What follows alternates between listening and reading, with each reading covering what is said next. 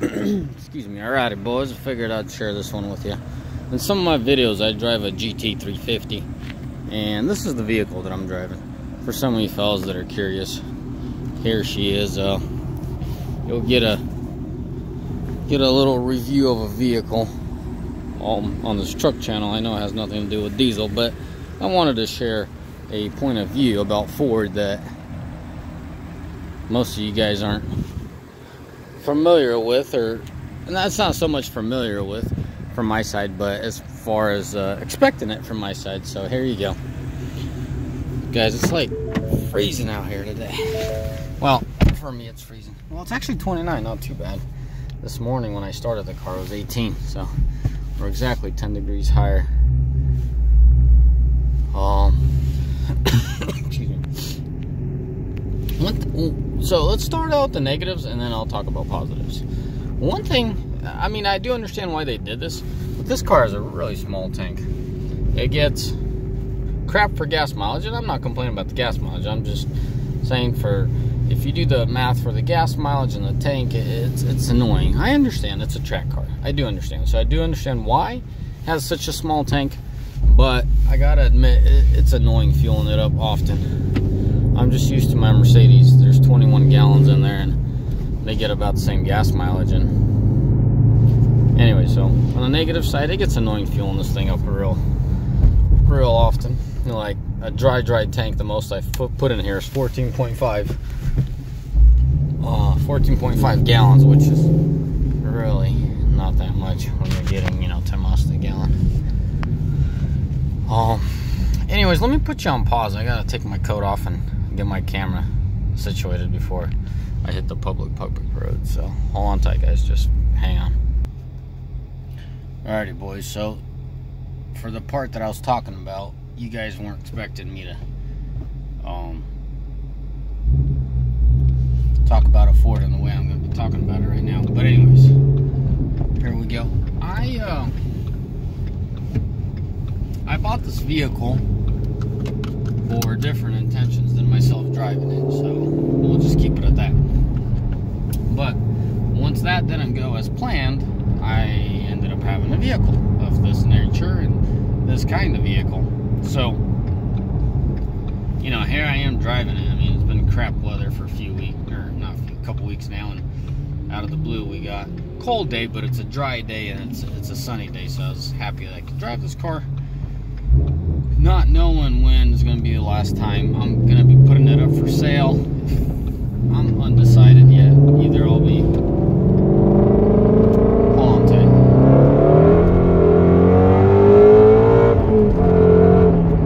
Yeah, dude, the roads are cold. This car just can't hook.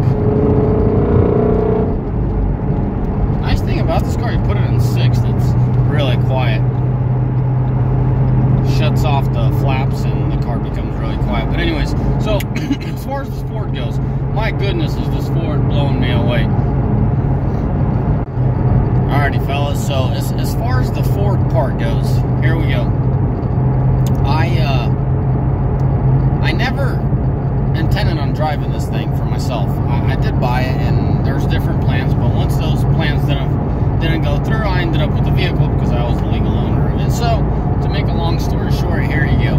I'm driving a car that's a Ford, okay?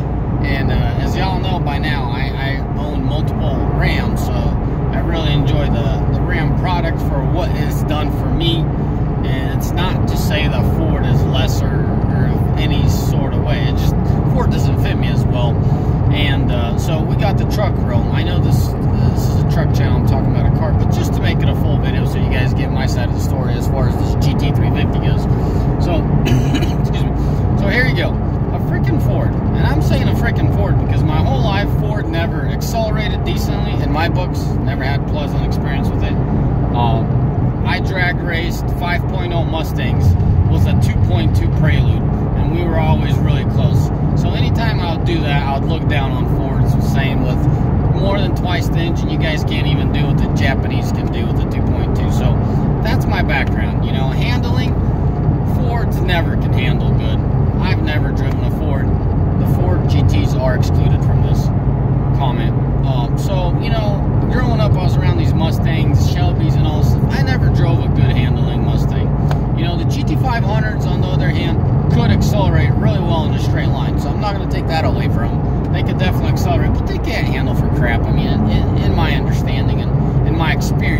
say, more than understanding. It's just not there. So, fast forward, Paul ends up with a GT350, okay? Ford can't accelerate, all of a sudden this thing accelerates decently. Not as good as your GT350. You know, Ford can't handle, dude, this thing's on rails. What kind of comment is that, Ford can't rail? So all of a sudden this thing can rail. You know, Ford always, what, redline at 6.5 tops on their sports cars. Bullcrap, this thing's 8,200, 82.5 or whatever. Dude, this thing gives you emotion, okay?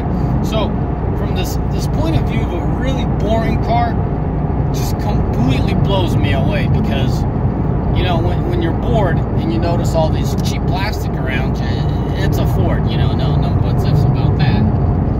But as soon as you were driving, as soon as you start driving this vehicle the way it was intended to be driven, man, I don't know who won't get blown away. So, the transmission, awesome. I just, you know what I mean? Coming from such a low expectation of a Ford, not even meeting the Japanese vehicles standards, you know, it's non-existent. Ford Mustang's a pile of junk in my books when I was younger, you know, just there's nothing to it. Anyone could build a big engine and fly forward, you know, like I've seen those Honda Civics turbo.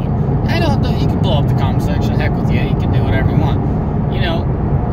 Paul, you're not getting it. No, I get it. You know, big engine, replacement for displacement and all that. I do get it. But I have no respect for that kind of stuff. You know, that's just where it is. So, coming back to this. Sorry, guys, I'm jumping around from where I'm coming from to now. So you guys understand the gap. The gap that was handed to me is like, all right, you think the car can't handle? A Ford can't handle? Well, here you go. You know, GT350 just handles phenomenally. You know, I've driven a 5.0 Mustang. What a pile of junk, a transmission. Ford boys, don't blow up, but that transmission is junk. There's no precision in those gears. You get on the GT350, you have to shut up and admit that this car has a really good transmission, okay? This thing rubs. So, as a whole package, the suspension, the brakes, you just can't pick on it. You cannot pick on a GT350 for 70 or whatever, $60,000, $70,000 car. You can't. They've exceeded everybody's expectation. Any review you look at, that's what they're going to tell you, that they're phenomenal. And this is coming from, you know, those guys that get the car for a week or a day or whatever they get, and they give you a review. I've driven this car, you know, not very consistently, but I've driven it enough to tell you that for what it is and what you get out of this car, you get a lot more vehicle than $60,000, $70,000 car. So, once you drive, recap, you drive this car slow, you see Ford everywhere. Specifically on a guy like me that's very picky with interior, there's nothing. It's a pile of junk. Let's keep it simple. Pile of junk interior, okay? But for what matters when you are hauling tail, okay? For what matters when you're going through those turns, when you're going, you know, you're really going at it, there's nothing. And I mean, there's nothing I can pick on. Absolutely nothing. Suspension, flawless. It's just braking system. I've never driven a car with a better braking system. You know, the transmission, suspension, brakes, engine. Some people badmouth these engines. I've heard some stories, you know, I think the 16s, there's a few 16s that grenaded. You know, this thing has 4,000 miles. We still have some warranty on it. I really hope it doesn't grenade. I definitely broke in this engine with the help of another individual. We broke in this engine properly. You know, this engine runs good, it runs healthy. I'm not foreseeing any issues, but good thing we have warranty, right? Anyways, so that's as far as the engine. Now, from what I said 5 minutes ago, how boring Fords are, you know, all this bad mouthing I did on Fords when I was younger, and all this, they're just such a junky car, you know, like you can't expect much out of it, bottom line, you know, from my experience with 5.0s. Now, what I wondered to underline is, I lost my train of thought. 5.0s and these. Oh, for what it was intended, it's just mind-boggling because it gives you so much emotion. Well, specifically, I wanted to underline is how boring the 5.0s were to me. Then when I got into this, I was fine with buying this solely on the reviews. I couldn't find one negative review. And I told myself, if I get stuck with a car like this or whatever may happen, it shouldn't be too bad, right? So 5.0 is such a negative personal impression to this. It just leaves such a huge gap. You know, I go through the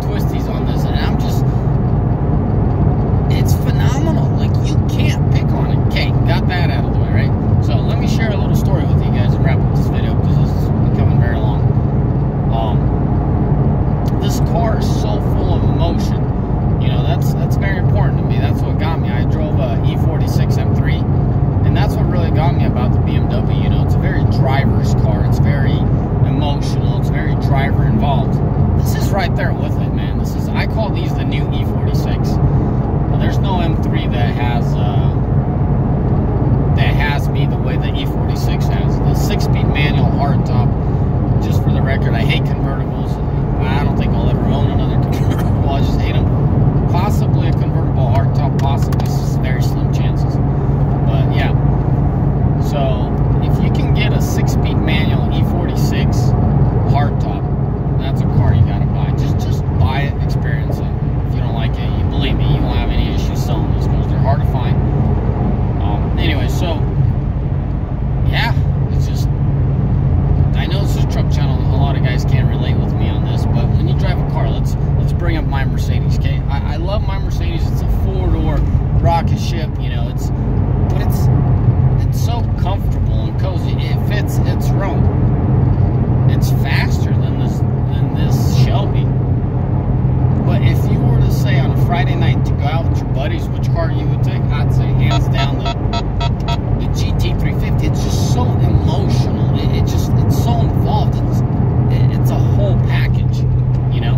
Where the Mercedes is not quite, but it's more or less like that GT500, where it just rockets in a straight line and it just can't handle. Like, it's sketchy driving this car for a few days and getting into my Mercedes. Like, the handling is just not, I don't know if it's half there.